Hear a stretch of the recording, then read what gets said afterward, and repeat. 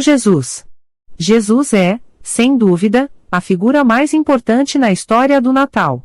Mateus e Lucas trazem aspectos diferentes sobre o nascimento de Jesus, a fim de mostrar quem ele realmente é. Ele é o Emanuel, Deus conosco MT 1.23, e seu nome, Jesus, mostra sua missão. Ele salvará seu povo dos seus pecados MT 1.21. A história da vinda de Jesus é cheia de situações extraordinárias. Seu nascimento é predito e anunciado pelos anjos. Jesus é rei, mas nasce em um estábulo e é colocado em uma manjedoura. Ele é Deus, mas vem ao mundo na forma humana, por meio de um miraculoso nascimento virginal. Pastores humildes são os primeiros a ouvir as boas novas. Estrangeiros vêm de terras longínquas para adorar o Deus de Israel.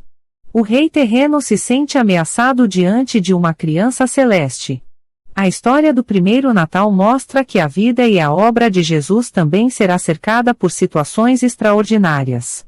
Tudo isso para que ele pudesse cumprir o plano divino e ser o Salvador da humanidade. O nascimento de Jesus Cristo. O nascimento de Jesus Cristo foi assim. Maria, a sua mãe, ia casar com José, mas antes do casamento ela ficou grávida pelo Espírito Santo. José, com quem Maria ia se casar, era um homem que sempre fazia o que era direito. Ele não queria difamar Maria e por isso resolveu desmanchar o contrato de casamento sem ninguém saber.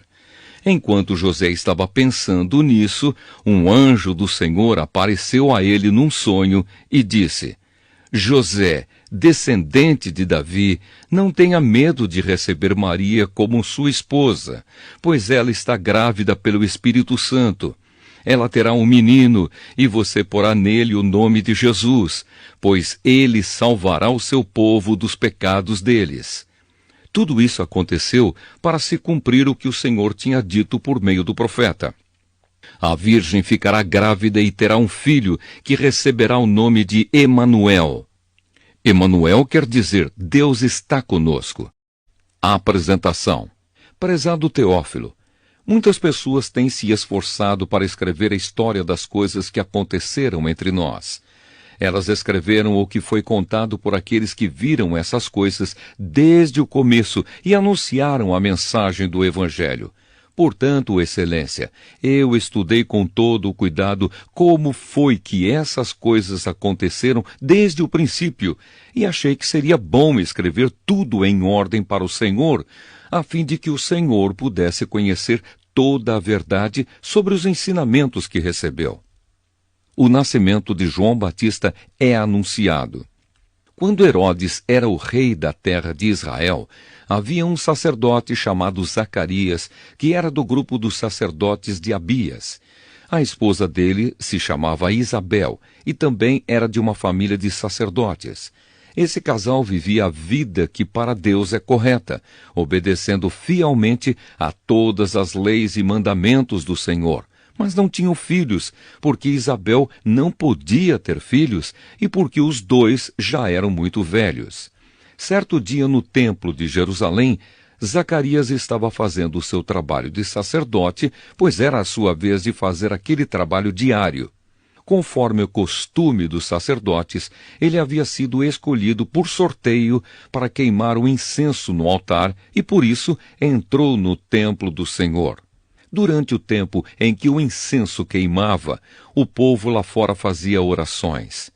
Então um anjo do Senhor apareceu em frente de Zacarias, de pé, do lado direito do altar.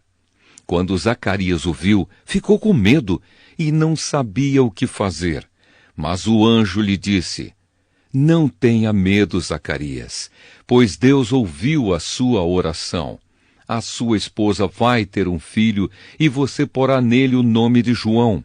O nascimento dele vai trazer alegria e felicidade para você e para muita gente, pois para o Senhor Deus ele será um grande homem. Ele não deverá beber vinho nem cerveja. Ele será cheio do Espírito Santo desde o nascimento e levará muitos israelitas ao Senhor, o Deus de Israel. Ele será mandado por Deus como mensageiro e será forte e poderoso como o profeta Elias. Ele fará com que pais e filhos façam as pazes e que os desobedientes voltem a andar no caminho direito, e conseguirá preparar o povo de Israel para a vinda do Senhor. Então Zacarias perguntou ao anjo: Como é que vou saber que isso é verdade? Estou muito velho e a minha mulher também. O anjo respondeu: Eu sou Gabriel, servo de Deus, e ele me mandou falar com você para lhe dar essa boa notícia. Você não está acreditando no que eu disse, mas isso acontecerá no tempo certo. E porque você não acreditou, você ficará mudo e não poderá falar até o dia em que o seu filho nascer. Enquanto isso, o povo estava esperando Zacarias e todos estavam admirados com a demora dele no templo. Quando saiu, Zacarias não podia falar.